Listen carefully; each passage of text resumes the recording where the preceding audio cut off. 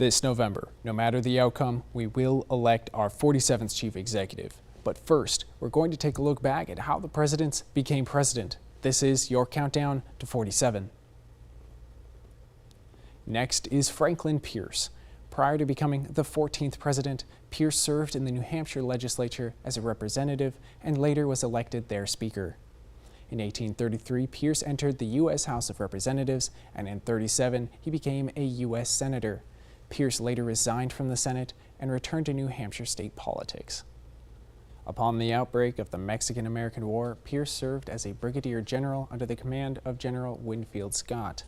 During this time, Pierce would lead troops on notable campaigns such as the Siege of Veracruz in 1847. From there, he'd lead them to meet up with General Scott before the capture of Mexico City later that year.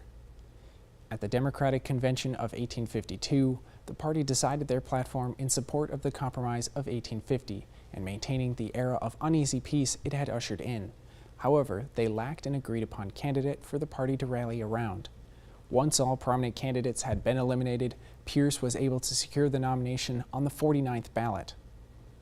Pierce would go on to face his former superior officer, General Winfield Scott of the Whig Party, in the general election, and he won. Pierce was set to become the 14th president. That feeling of victory would not last long.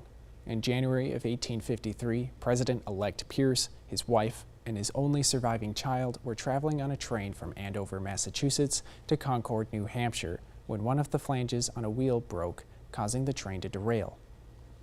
The accident resulted in many injuries, including to the president-elect, but it also led to one recorded death, Pierce's son, Benjamin. The nation, when Pierce entered the presidency, was in a time of uneasy peace. After the signing of the Compromise of 1850, tensions had cooled, but President Pierce would risk the peace as he pushed for growth.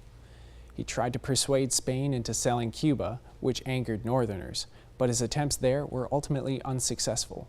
Pierce also would agree to the Gadsden Purchase, where the U.S. would pay Mexico $10 million to acquire what is now the southern parts of Arizona and New Mexico.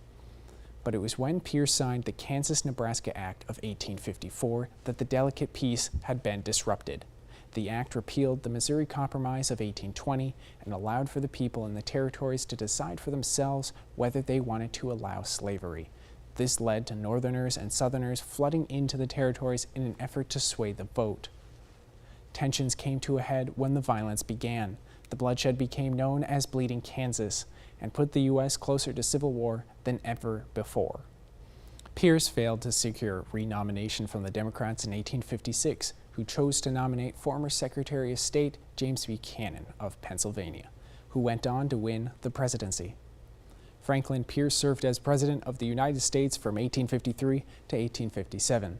I'm Eric George for Valley News Live, and this has been your countdown to 47.